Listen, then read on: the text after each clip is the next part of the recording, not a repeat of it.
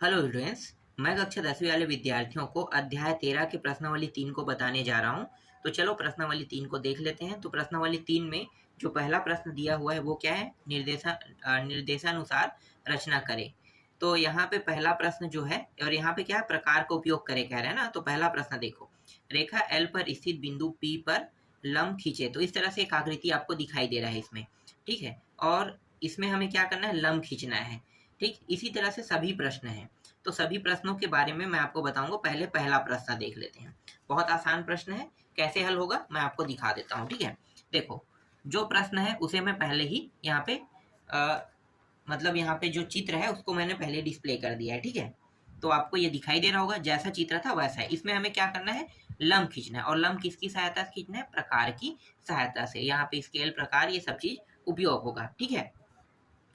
और जो जो हमें रचना करना है, तो वो रचना हम किसके आधार पर करते हैं, रचना जो हम करते हैं वो जो भी हम करेंगे, जितना प्रोसेस, क्रम बाय क्रम, उन सारे प्रोसेस को हमें लिखना होता है, उसी को हम रचना कहते हैं, ठीक है। तो रचना के पद पहले ही मैंने यहाँ पे लिख दिया है, बस मैं आपको करके दिखाऊंगा और इस रचना के पद को उसमें फिर बैठा के दिखाऊंगा कैसे आप इसे लिख सकते हैं, ठीक है।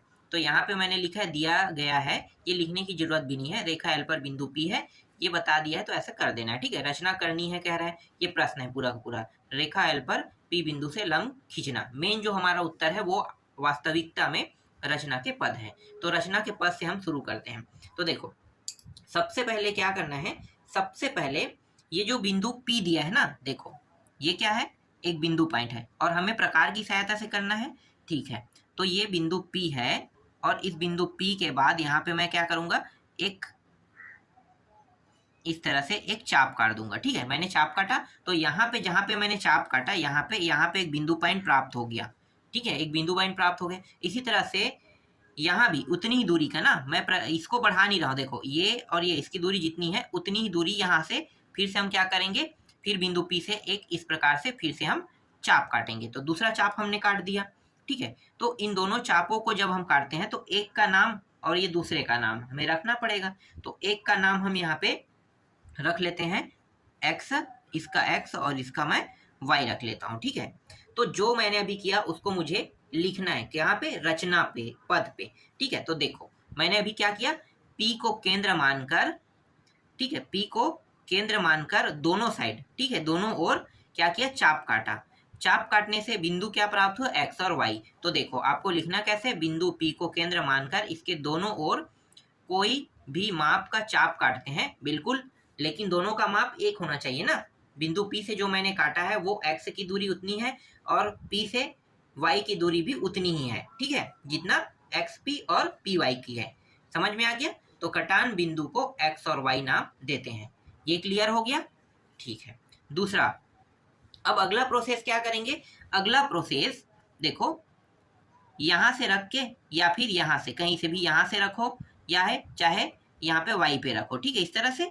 तो ये थोड़ा सा ना आधा से अधिक हमें कर देना है, मतलब ये जो बिंदु पॉइंट है यहाँ से इसे थोड़ा सा बढ़ा के फिर क्या करेंगे, फिर ऊपर और नीचे चाप काटेंगे। ऊपर नीचे चाप किससे काटना है, x बिंदु से और y बिंदु से। देखो ये x बिंदु है, सॉरी ये y बिंदु है, y बिंदु से मैंने यहाँ पे चाप काटा। इसी तरह से यहाँ पे रख के फिर से क्या करेंगे, यहाँ पे फिर से चाप काटेंगे। तो देखो एक बिंदु पॉइंट प्राप्त हो गया, ठीक है। उसी तरह से ऊपर हो गया ना, अब नीचे भी करते हैं। देखो ये रहा, मैंने नीचे भी चाप काट दिया, यहाँ पे थोड़ा सा और बड़ा करो, ये यहाँ नीचे भी चाप काट दिया, ठीक है। और यहाँ से भी मुझे चाप काटना है, ये रहा, ठीक है।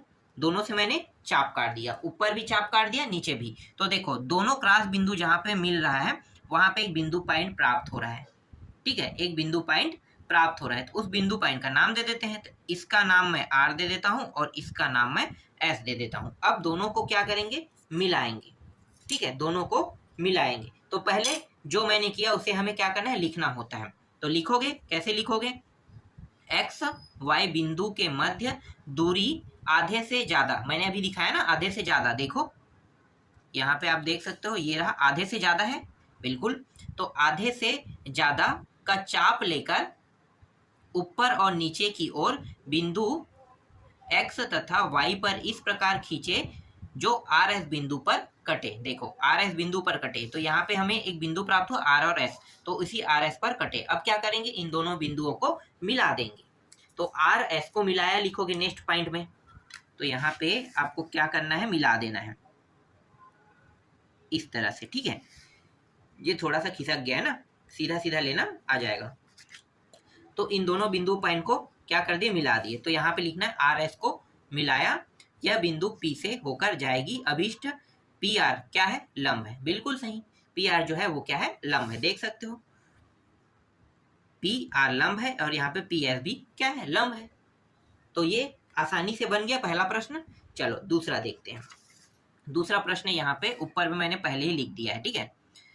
बिंदु एस से रेखा ए एल पर लंब खींचे कह रहा है, ए एल पर लंब खींचना है। लेकिन एस बिंदु कहाँ पे है, जैसे चित्र में था ना, एस बिंदु यहाँ पे है और ये ए एल रेखा है, तो इस पे क्या करना है, हमें इसे ऐसे नीचे की ओर लाते हुए एक लंब खींचना है। तो इसके लिए आपको क्या करना पड़ेगा, बहुत आसान है, बहुत ही आसान। क्या करना है, इसमें भी बस एक चाप काटना है, ठीक है। तो कैसे करोगे, देखो बहुत आसान प्रश्न है। देखो ये एक रेखा हमने खींच दिया है ना, अब हम क्या करेंगे, ये जो एस वाला जो बिंदु पॉइंट है, ठीक है, ये हमारा मुख्य बिंदु पॉइंट होगा। तो यहाँ पे हम चाप काटेंगे इन दोनों साइड में, लेकिन इसकी दूरी कितनी होनी चाहिए, समान होना चाहिए। तो इसे मैं थोड़ा सा बढ़ा देता हूँ, ठीक है।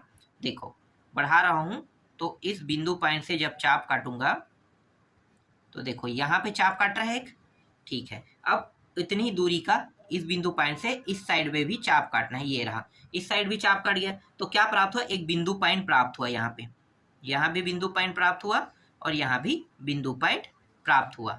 तो एक का नाम हम क्या दे देते हैं, एक का नाम हम यहाँ पे P दे देते हैं और एक का नाम हम यहाँ पे R दे देते हैं, ठीक है।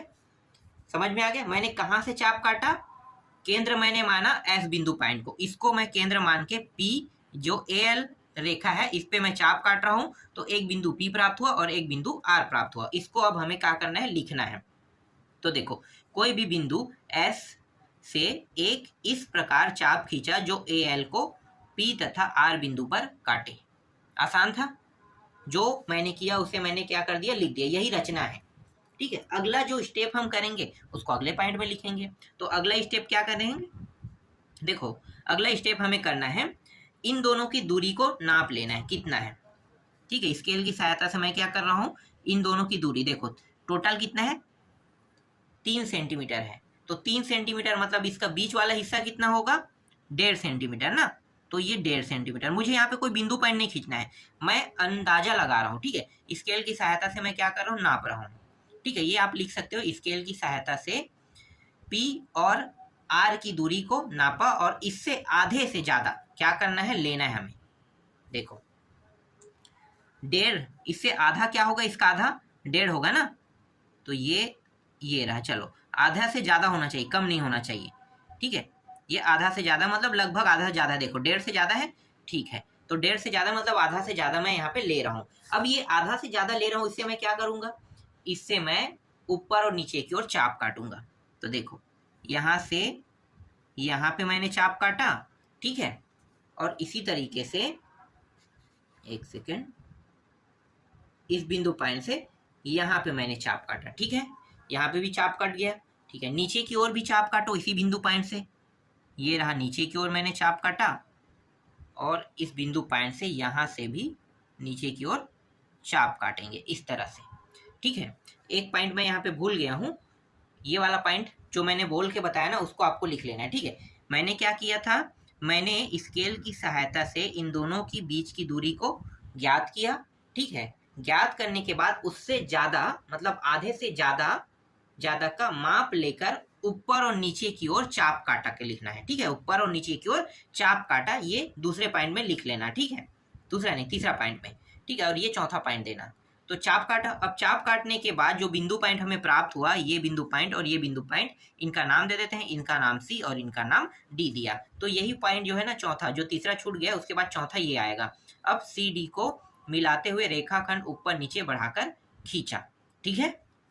ये भी हो गया, बस क्या करना है, रेखा बस खींचना है। तो CD नाम दे दिया, उसके बाद क्या करना है, CD को मिलाते हुए रेखाखंड ऊपर नीचे खींचा, मतलब खींचना है। तो ये वाला पॉइंट जो है अगले टॉपिक में मैं दे दिया हूँ इसे, ठीक है। एक पॉइंट मैं भूल गया था ना, तो एस को मिलाते हुए अब खींचना है हमें, इसको मिलाते हुए खींच लेना है। देखो एक ही सीध में आया सभी, बिल्कुल।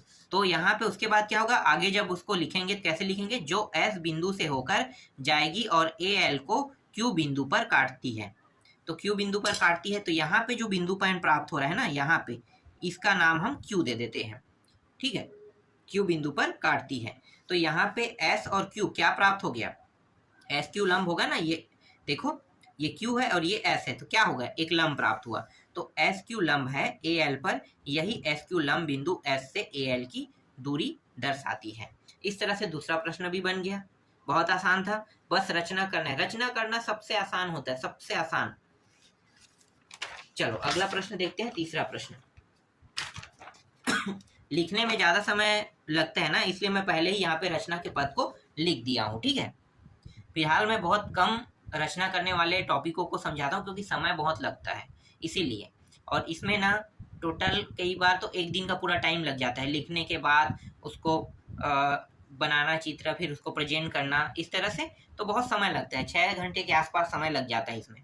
इसलिए ऐसे टॉपिकों को मैं कम पढ़ाने की कोशिश करता हूँ। फिलहाल अगर ये टॉपिक दिया है तो पढ़ाना तो पड़ेगा, ठीक है। तो पढ़ाने पर भी मज़ा भी आता है, क्योंकि जितने अच्छे तरीके से हम इसे प्रेजेंट कर सकते हैं उतने अच्छे तरीके से करने की कोशिश भी करते हैं। चलो आगे देखते हैं। इसके बाद ना ये वाला प्रश्न देखो क्या है, तीसरा प्रश्न। रेखाखंड जे के का लंब समद्विभाजक बनाइए कह रहा है, लंब समद्विभाजक बनाना है। तो सबसे पहले मैं क्या करूंगा, ये जो रेखा है ना इसकी लंबाई को लगभग कुछ मान लूंगा। तो सबसे पहला मेरा ये रहेगा कि यहाँ पे मैं एक 4 सेंटीमीटर का क्या करूंगा, एक रेखाखंड खींचूंगा, ठीक है। सबसे पहले मैंने क्या किया, 4 सेंटीमीटर का एक रेखाखंड खींचा, पहला मेरा, ठीक है। 4 सेंटीमीटर का मैंने रेखाखंड खींच दिया। अब इस 4 सेंटीमीटर का रेखाखंड खींचने के बाद आधे से अधिक, आपको पता है ना 4 सेंटीमीटर है, इसका मतलब आधा से अधिक क्या होगा, 2 से ज्यादा होना चाहिए। तो 2 से ज्यादा, देखो आप लोग देख भी सकते हो यहाँ पे 4 सेंटीमीटर का, मैं 4 कितना है, 5 है, सॉरी कितना दिया है यहाँ पे, सॉरी 5 है ना, चलो 4 ही रख लेना, इसको 5 के हिसाब से कर रहे हैं ना। तो 5 है, तो 5 को, चलो 5 मतलब 2.5, इसका आधा क्या होगा, 2.5, तो 2.5 से ज़्यादा, तो चलो 2.5 में नहीं करूँगा क्योंकि मेरे पास जगह छोटा है, मैं इसको 4 ही कर देता हूँ। कहाँ फिर इसी को अंजट करेंगे, इसको 4 ही रखो, ज़्यादा बेटर है। कितना है, ये रहा, ठीक है। यहाँ पे बिंदु पॉइंट आ रहा है, तो इस वाले बिंदु पॉइंट का नाम हम क्या दे देते हैं, जे, और ये के, ठीक है। 4 हो गया, 4 ही रखो, ये 4। अब इसका आधा हिस्सा क्या होगा, आधा हिस्सा 2 होगा ना, तो मैं क्या करूँगा, 2 से ज़्यादा का यहाँ पे बढ़ा के लूँगा, ये रहा, मैंने 2 से ज़्यादा ले लिया, ठीक है, ठीक। अब ये जो बिंदु पॉइंट है, जो लास्ट ना, जे और के, जे के से ऊपर और नीचे की ओर हम क्या करेंगे, चाप काटेंगे। तो पहले ऊपर की ओर काट लेते हैं, ये रहा, मैंने ऊपर की ओर चाप काटा। यहाँ से भी मुझे ऊपर की ओर चाप काटना है, यहाँ से भी इस तरह से ऊपर की ओर मैंने चाप काट दिया, यहाँ भी, ठीक है। इसके बाद यहाँ पे भी मैं नीचे की ओर चाप काटूंगा, और यहाँ से भी मैं नीचे की ओर चाप काट दूंगा। तो इस तरह से मैंने क्या कर दिया, चाप काट दिया। ये समझ में आया। देखो मैंने किया क्या, सबसे पहले तो मैंने किया कि यहाँ पर 4 सेंटीमीटर के एक रेखाखंड मैंने खींचा, फिर 4 सेंटीमीटर का रेखाखंड का आधा कितना होता है, 2 सेंटीमीटर। तो 2 सेंटीमीटर से ज़्यादा का चाप लेकर पहले जे बिंदु से रेखा के ऊपर व नीचे चाप खींचा, ठीक है। ऊपर और नीचे हमने चाप खींचा, पुनः के बिंदु पर रखकर रेखा के अंत भाग मतलब नीचे की ओर, नीचे लिख लेना, अंत भाग मतलब नीचे की ओर चाप खींचा। तो इससे हमें कटान बिंदु क्या प्राप्त हुआ, कटान बिंदु x और y प्राप्त हुआ। तो इस बिंदु का नाम हम क्या दे देते हैं, एक का नाम हम x दे देते हैं और एक का नाम हम y दे देते हैं। तो x y प्राप्त हुआ। अब इन दोनों को मिला लेते हैं, तो इन दोनों को मिला लेते हैं। तो ये रहा, हमने इन दोनों को मिला दिया। जब हम इन दोनों को मिलाते हैं तो ये क्या हो गया, 2 हिस्सों में बट गया। जो रेखाखंड है वो कितने हिस्सों में बट गया, 2 हिस्सों में। और ये 2 हिस्सों में बटना ही क्या कहलाता है, समद्विभाजक कहलाता है। तो यही बनाना था ना हमें, समद्विभाजक। तो आप देख सकते हो 2 सेंटीमीटर आया होगा इसका अंदाजा वाला, ठीक है, ये देखो 2 सेंटीमीटर आया है, बिल्कुल वहीं पे है। ठीक है, तो देखो 2 हिस्सों में इस तरह से बढ़ गया, तो इसी को हम क्या कहेंगे, समद्विभाजक। इस तरह से ये प्रश्न भी कंप्लीट हुआ। ठीक, बहुत आसान था। चलो अगला प्रश्न देखो, चौथा प्रश्न। चौथा प्रश्न में क्या दिया है, बिंदु टी से होती हुई रेखा जो एल के समांतर हो खींचे। एल के समांतर रेखा खींचना है, तो यहाँ पे आपको एक एल रेखा दिखाई दे रहा है, जिसको मैं आर एल के नाम से दर्शा रहा हूँ। ठीक है, तो ये एल रेखा है। इस एल रेखा के कुछ ही दूरी पे देखो, यहाँ पे एक बिंदु पॉइंट है ऊपर की ओर। इस बिंदु पॉइंट में क्या करना है, यहाँ पे एक ऐसे रेखा खींचना है, जो रेखा क्या होगा, ये और ये एल से जो बना रेखा, वो दोनों रेखा एक दूसरे के क्या होने चाहिए, समांतर होने चाहिए। तो ये भी बहुत आसान प्रश्न है। सबसे पहले क्या करेंगे, सबसे पहले जो ये रेखा एल है ना, ये वाला जो रेखा एल है, इस पे कोई बिंदु पी दे देते हैं नाम। ठीक है, एक बिंदु मैंने यहाँ पे कहीं पे भी दे देना है, दे दिया। ठीक है, यहाँ पे मैंने दे दिया। इस बिंदु का नाम मैं क्या रख देता हूँ, पी रख देता हूँ। ठीक, तो यहाँ पे आपको क्या करना है, इस तरह से करना है, बिंदु पी दे देना है। पी देने के बाद क्या करना है, टी और पी को मिला देना है। स्केल की सहायता से आपको क्या कर देना है, टी और पी को मिला देना है। जो मैं बोल रहा हूँ वही चीज आपको लिखना है। ठीक है, ये रहा, मैंने टी और पी को मिला दिया। तो सर्वप्रथम रेखा एल पर कोई भी बिंदु पी चुने और टी पी को मिलाया। जो मैंने किया वो मैंने लिख दिया। ठीक है, अगला मैं क्या करूंगा, अब मैं चांदे की सहायता से मैं कितने अंश का कोण बन रहा है यहाँ पे ये पता करूंगा। ठीक है, ये चांदा आ गया। ठीक है, अब मैं यहाँ पे देख रहा हूँ कि कितने अंश का कोण बन रहा है। यहाँ पे देखो 50 अंश का कोण बन रहा है। ठीक है, तो 50 अंश का कोण हमें क्या करना है, बनाना है। तो कौन सा कोण 50 अंश का बन रहा है, मैं पता कर रहा हूँ ना, आप भी क्या कर रहा हूँ, पता कर रहा हूँ। तो आपको कैसे बताना है, कैसे लिखना है, लिखना है यहाँ पे कि अब टी बिंदु से एल समांतर रेखा खींचते हुए। ठीक है, एक मिनट, इसको ऐसे नहीं करना है, इसको क्या करना है, पहले पता करना है। ठीक है, तो मैंने अभी क्या किया, यहाँ पे एक और टॉपिक लिख दिया ना। पहले हम इसके बाद हम पता करेंगे कि आर पी टी कितने अंश का कोण बना रहा है। ठीक है, ये पता किया, इसको आपको लिखना है, पता किए कि ये कितने अंश का कोण बना रहा है। जब ये पता चल जाएगा कितने अंश का कोण बना रहे हैं, तब फिर क्या करना है, तब फिर हम टी बिंदु जो पी और ये टी है, पी टी पर क्या रखेंगे, इस चांदे को रख कर। ठीक है, इस चांदे को इस तरह से रख कर क्या करेंगे, टी बिंदु मुख्य पॉइंट होना चाहिए ना, तो टी बिंदु पर रख कर क्या करेंगे, यहाँ पे 50 अंश का कोण बनाएंगे। ये रहा, यहाँ पे आ रहा है 50 अंश का। यहाँ पे मैंने क्या कर दिया, कोण बना दिया। कोण बनाने के बाद क्या करेंगे, इसको मिला लेंगे। तो इन दोनों रेखाओं को मिला लो, इस तरह से आपको क्या कर लेना है, मिला लेना है। ठीक है, एक सेकेंड, कितने अंश का कोण बन रहा है यहाँ पे एक बार और देख लेते हैं। नहीं, 50 से कम है। ठीक है, लेकिन हमने इसे 50 रख दिया है, ये 48 के आसपास है। तो थोड़ा सा यहाँ पे ये बिंदु पॉइंट यहाँ के आसपास आएगा। ठीक है, यहाँ पे आ रहा है। अब इनको मिला लो। पता करने के बाद क्या करना है, अंत में इसे मिला लेना है, दोनों बिंदु पॉइंट को। ये रहा, हमने मिला दिया। ठीक है, जब हम इसको मिलाएंगे तो हमारी आकृति कैसे प्राप्त होगा, कुछ इस प्रकार से प्राप्त होगा। ठीक है, इस प्रकार से प्राप्त हुआ। तो ये जितने अंश का कोण है उतने अंश का कोण यहाँ भी बन रहा है। तो मान लो यहाँ पे कितने अंश का कोण बना है, मैंने बताया ना, चांदी की सहायता से पता किया तो 48 अंश निकला। तो यहाँ भी 48 अंश का कोण बन रहा है। ठीक है, तो ये दोनों कोण को क्या कहते हैं, एकांतर कोण कहते हैं। एक जैसे कोण है लेकिन एक के अंतर में है, तो इसको हम एकांतर कोण कहते हैं। तो इस प्रकार से एल रेखा के समांतर रेखा टी, और इसका नाम मैं क्या दे देता हूँ, एक है टी और क्यू दे देता हूँ। तो एल रेखा के समांतर टी क्यू रेखा है। तो इस प्रकार से आपको करना है, और जो जो मैंने किया उसको हमें यहाँ पे लिखना भी है। तो देखो मैंने किया क्या था, जैसे टीपी को मिलाया ना, उसके बाद आगे अब टी बिंदु से एल समांतर रेखा खींचते हुए कोण टीपीआर के तुल्य कोण, देखो ये मैंने पता किया।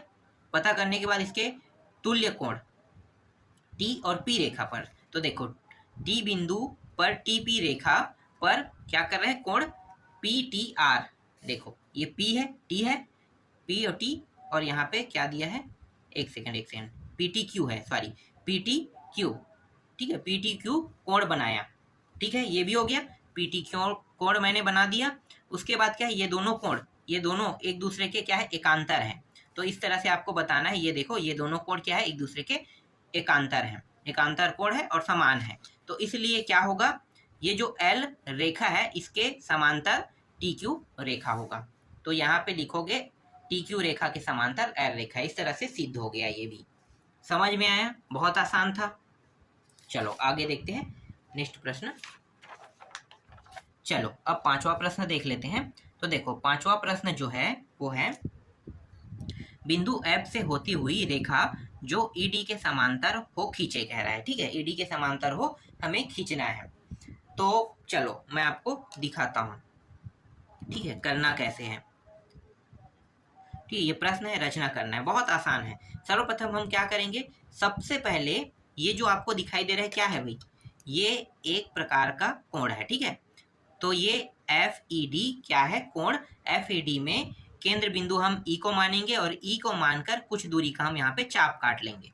जैसे कि यहाँ पे चाप काट के दिखा देता हूँ मैं, ये रहा, यहाँ को केंद्र मानकर यहाँ पे मैंने चाप काटा और यहीं को केंद्र मानकर यहाँ पे भी मैंने चाप काटा, ठीक है, चाप काट दिया। तो कौन कौन सा बिंदु प्राप्त हुआ, E को केंद्र मानकर जब हम चाप काटते हैं तो एक P बिंदु प्राप्त हुआ और एक Q बिंदु प्राप्त हुआ। इसको आपको लिखना है, ठीक है। तो यहाँ पे देखो, सर्वप्रथम कोण DEF के E बिंदु पर एक चाप इस प्रकार खींचा जो कोण को PQ बिंदु पर काटे। तो दो बिंदु प्राप्त होगा, PQ बिंदु पर काटे कह रहे हैं, ठीक है। अब फिर से क्या करेंगे, फिर से हम यहाँ पे देखो, यहाँ पे E और F रेखा है ना, तो E और F रेखा में इस बार F को केंद्र मानकर, ठीक है, जितनी दूरी यहाँ से यहाँ की और यहाँ से यहाँ की उतनी दूरी यहाँ से केंद्र मान के यहाँ पे मैं चाप काटूंगा। कैसे, देखो ये रहा और ये रहा, देखो चाप कट गया यहाँ पे। तो चाप कटा तो कौन सा बिंदु प्राप्त हो रहा है, R प्राप्त हुआ। तो आप आपको इसको लिखना है, इसी चाप को बिंदु F पर EF रेखा के नीचे की ओर चाप काटा तो EF को R बिंदु पर काटा। देख लो, ये रहा R बिंदु पर क्या हो गया, चाप काटा है ना। उसके बाद क्या करेंगे, उसके बाद यहाँ पे ये वाला थोड़ा पॉइंट मिटा दो। उसके बाद उतनी ही दूरी की नीचे की ओर भी बोला है ना, तो नीचे की ओर भी काट लेते हैं। देखो यहाँ पे इस तरह से ऐसे चाप काट लेते हैं, ठीक है, चाप कटा है लेकिन अभी भी यहाँ पे बिंदु पॉइंट नहीं हुआ है। तो मैं क्या करूँगा, मैं P और Q की दूरी को नापूंगा, कितना है, देखो ये है और ये है, इससे और छोटा है क्या,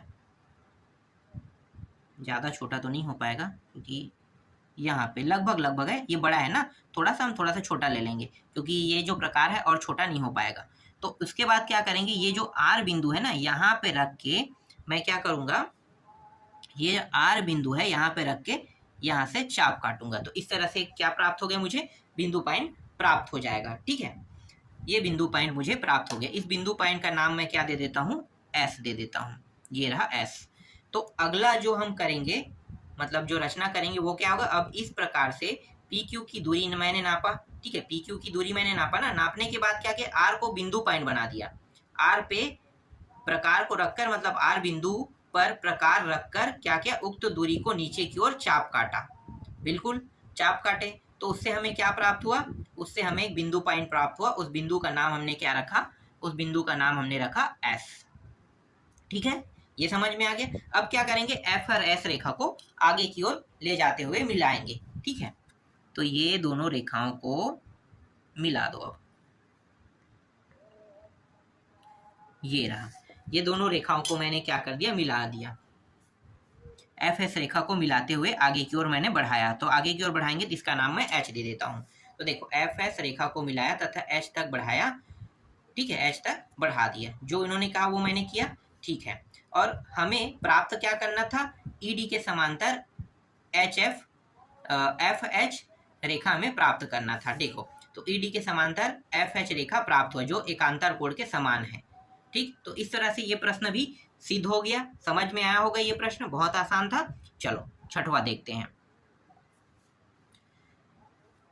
देखो पांचवा प्रश्न क्या दिया हुआ है भाई, बिंदु G से रेखा HJ पर लंब डाले कह रहा है, ठीक है, लंब डालना है, बहुत आसान प्रश्न है।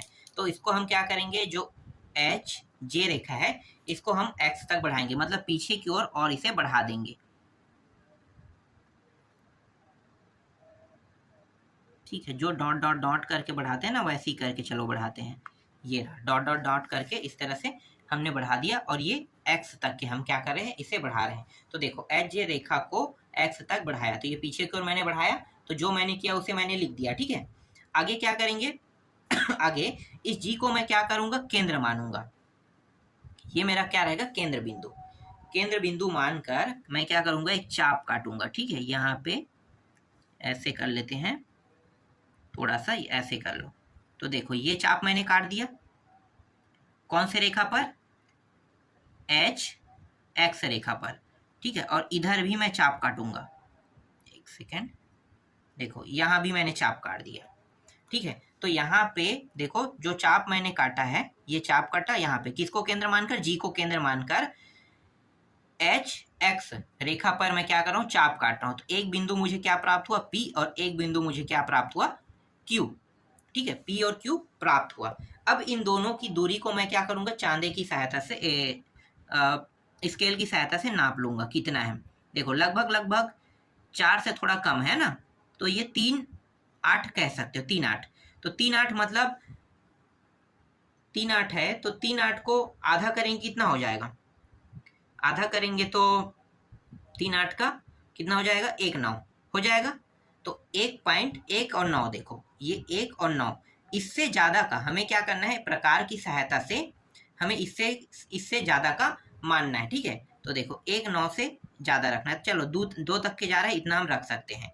अब क्या करेंगे, अब मैं ये जो P बिंदु है, ठीक है, इससे ऊपर की ओर, देखो ये रहा ऊपर की ओर, और यहाँ से ये रहा यहाँ पे नीचे की ओर। मैंने क्या कर दिया, ऊपर और नीचे की ओर एक बिंदु पॉइंट खींचा। ठीक है, मतलब एक चाप काटा। एक चाप काट रहे हैं तो क्या प्राप्त हुआ, एक चाप काटने पर हमें एक बिंदु प्राप्त हुआ। ठीक है, इस बिंदु का नाम हम क्या दे सकते हैं, अगर देना चाहो तो दे दो, देने की जरूरत नहीं है। ठीक है, तो एक बिंदु प्राप्त हुआ, इस बिंदु का नाम हम दे देते हैं पी क्यू आर दे देते हैं। ठीक है, आर चाहो तो आप नीचे की ओर भी ले सकते हो, लेकिन जरूरत नहीं है नीचे की ओर। ठीक है, इतना काफी है। तो देखो अभी जो मैंने किया ना उसको मुझे लिखना भी है। तो जी बिंदु को केंद्र मानकर एच एक्स रेखा पर चाप काटा, जिससे कटान बिंदु पी और क्यू प्राप्त हुआ। ठीक है, पी क्यू प्राप्त होने के बाद क्या है, पी और क्यू बिंदु को केंद्र मानकर रेखाखंड खींचा। ठीक है, केंद्र मानकर रेखाखंड खींचा ऊपर की ओर। तो देखो यहाँ पे मैं ऊपर की ओर रेखाखंड खींचा, इसका नाम मैंने आर दे दिया, यहाँ पे मैंने लिखा नहीं है। ठीक है, यहाँ पे लिख लेना, केंद्र मानकर रेखाखंड खींचा जिसका नाम मैंने आर नाम दे दिया। अब नीचे की ओर भी वही करना है हमें, नीचे की ओर, तो नीचे की ओर भी हम कर लेते हैं। ये रहा, ठीक है, यहाँ पे और यहाँ से यहाँ पे, ये रहा, 1 मिनट, ये थोड़ा सा और आगे जाएगा, ये रहा, यहाँ पे मिल रहा है। ठीक है, तो यहाँ पे जो बिंदु प्राप्त हुआ उसका नाम मैं टी दे देता हूँ। तो यहाँ पे लिखो, चाप काटने पर कटान बिंदु क्या प्राप्त हुआ, नीचे की ओर टी प्राप्त हुआ। ठीक है, अब क्या करेंगे, इसको मिला लेंगे। तो मिला लो भाई, ये जो कटान बिंदु है इसको जी से लेकर पूरा मिलाना है ना। देखो तीनों एक ही रेखा में है, एक ही सीधी रेखा में आएगा तीनों के तीनों, क्योंकि हमें एक लंब खींचना है, तो तीनों सीध एक ही रेखा में आएगा। इस तरह से एक ही रेखा में ये तीनों प्राप्त हो गया, देखो। ठीक, तो जी टी को क्या कर लिए, मिला लिए। तो जी टी को मिलाएंगे तो आर को टच होते हुए मिलेगा, बिल्कुल। तो जी टी को मिलाया, अतः अभिष्ट रेखा जी टी के लंब क्या है, एच जे है। तो देखो जी और टी के लंब बिंदु क्या हो जाएगा, एच और एक्स, या क्या हो, एच या जे कहोगे, एच जे रेखा जो है इसके लंब होंगे। तो इस तरह से आपको प्रश्नों को बनाना है, जैसे मैंने बनाया वैसे ही आपको भी बनाना है।